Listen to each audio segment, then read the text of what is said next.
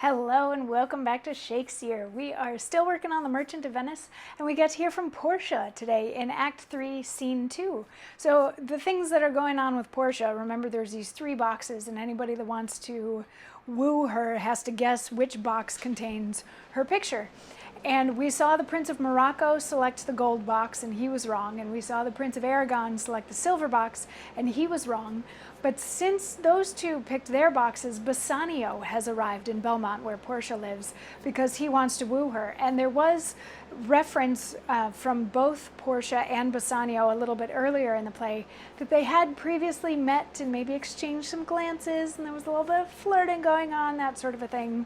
So she's hoping that Bassanio picks the right box, and she kicks off Act 3, Scene 2 by saying, "I pray you, tarry, pause a day or 2 before you hazard, for in choosing wrong, I lose your company.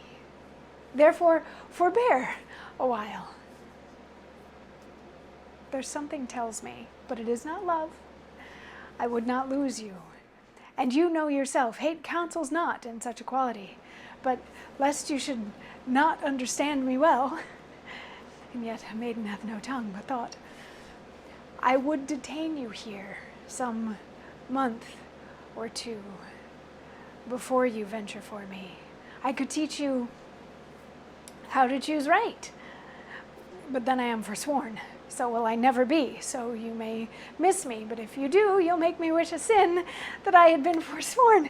Beshrew your eyes, they have o'erlooked me and divided me. One half of me is yours, the other half yours. Mine own, I would say, but of mine than yours, and so all yours. Oh, these naughty times puts bars between the owners and their rights. And so, though yours, not yours, prove it so. Let fortune go to hell for it, not I. I speak too long. But 'tis to pise the time, to eke it, and to draw it out in length, to stay you from election. So if there was ever any doubt, that doubt is now gone. Portia is completely bonkers for Bassanio, is what she's saying here. She doesn't want him to pick which box right now, because if he picks the wrong one, then he has to leave. And she wants him to stick around a little bit longer. I love the bit where she's like, you've divided me in 2, and half of me is yours, and the other half of me is yours, because I'd say that the other half of me was mine, but everything that's mine is yours. So I am completely yours. And I should shut my mouth now, basically, is what she's saying. But she wants him to delay picking which box might contain her picture, because she wants him to stick around a little bit longer. She wants to enjoy spending time with him a little bit longer. And if he's wrong, he has to leave immediately, and she doesn't want that. And Bassanio doesn't want that either, but he sort of wants to get this over with. He's like, no, but I know that I'll do it. I know that I'll pick the right box. So let me do it. And she's like, well, that means you don't love me. And there's this whole back and forth thing. And he's like, no.